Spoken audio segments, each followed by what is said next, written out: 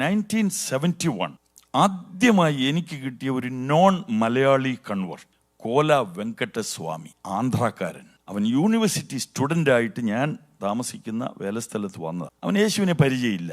ക്രിസ്തീയ പുരോഹിതന്മാർ നല്ലവരാണെന്നും അവർ ഉപകാരം ചെയ്യുന്നവരാണെന്നും ഇവൻ എങ്ങനെയോ കേട്ടിട്ടുണ്ട്. പാവപ്പെട്ട വീട്ടിൽ നിന്ന് വന്ന ഇവൻ അഡ്മിഷനും ഒക്കെ എടുത്ത് ഹോസ്റ്റൽ ഫീസും എല്ലാം കൊടുത്തു കഴിഞ്ഞ് ഒറ്റ പൈസ ഇവൻ്റെ കയ്യിലില്ല. 7 ദിവസം ഇവൻ പച്ചവെള്ളം മാത്രം കുടിച്ചു കിടന്നു.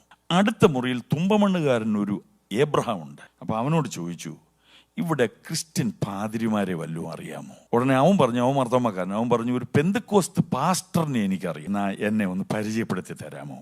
ഈ ഏബ്രഹാം അവൻ്റെ സൈക്കിളിൻ്റെ പുറകിൽ വെച്ചിട്ട് ഒരു 6-7 കിലോമീറ്റർ ദൂരെ എൻ്റെ റൂമിൽ കൊണ്ടുവന്ന് പരിചയപ്പെടുത്തിയ അയാളങ്ങ് പോയി. എന്നിട്ട് ഈ കോല വെങ്കട്ടസ്വാമി, sir, can I borrow 10 rupees from you? I expect a money order from my father. I will return it in 1 week.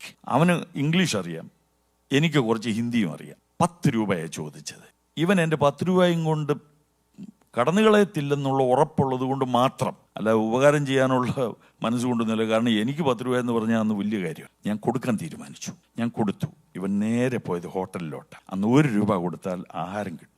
7 ദിവസം വെറും പച്ചവെള്ളം മാത്രം കുടിച്ച് കിടന്ന ആ ചെറുപ്പക്കാരൻ ആഹാരം കഴിച്ചു. ഒരാഴ്ച കഴിഞ്ഞ് ഈ 10 രൂപ എനിക്ക് തിരിച്ചു കൊണ്ട് അത് മേടിച്ച് ഞാൻ പോക്കറ്റിൽ ഇട്ട് കഴിഞ്ഞപ്പോൾ ഇവൻ പറയുക, sir, I will never ever forget what you did for me. അപ്പം ഞാൻ ചോദിച്ചാൽ അതെന്തോ, ഞാനെന്തോ അത്ര വലിയ കാര്യം ചെയ്തോ?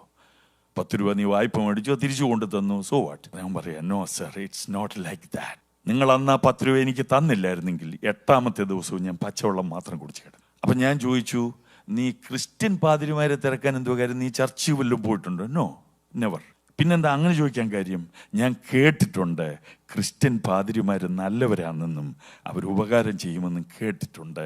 അതുകൊണ്ട് ഞാൻ അന്വേഷിച്ചതാണ്. ഞാൻ സത്യം ഞാൻ പറയട്ടെ, ഞാൻ വിറച്ചു പോയി. കാരണം സോറി, എനിക്കിപ്പോൾ തരാനില്ല എന്ന് പറഞ്ഞാലും അവൻ എന്നെ ഒന്നും ചെയ്യാനൊന്നുമില്ല, അവനങ്ങ് പോകും. അവൻ പിന്നെ കൂടെ എൻ്റെ അടുക്ക വരാൻ തുടങ്ങി. എനിക്കറിയാവുന്ന ഭാഷ ഞാൻ അവനോട് യേശുവിൻ്റെ സ്നേഹത്തെ പങ്കുവയ്ക്കാൻ തുടങ്ങി. ഒരു 5-6 മാസം എടുത്തു യേശു എൻ്റെ രക്ഷകനാണെന്ന് തിരിച്ചറിഞ്ഞ് യേശുവിനെ രക്ഷകനായിട്ട് കൈക്കൊള്ളാനായിട്ട്. അന്ന് എനിക്ക് 19 വയസ്സേ ഉള്ളൂ. ഇവനെ ഒരു നദി കൊണ്ട് സ്നാനപ്പെടുത്തണം. ഇംഗ്ലീഷ് ഭാഷയിൽ എങ്ങനെയാണ് സ്നാനപ്പെടുത്തേണ്ടതെന്ന് എനിക്കറിയത്തില്ല.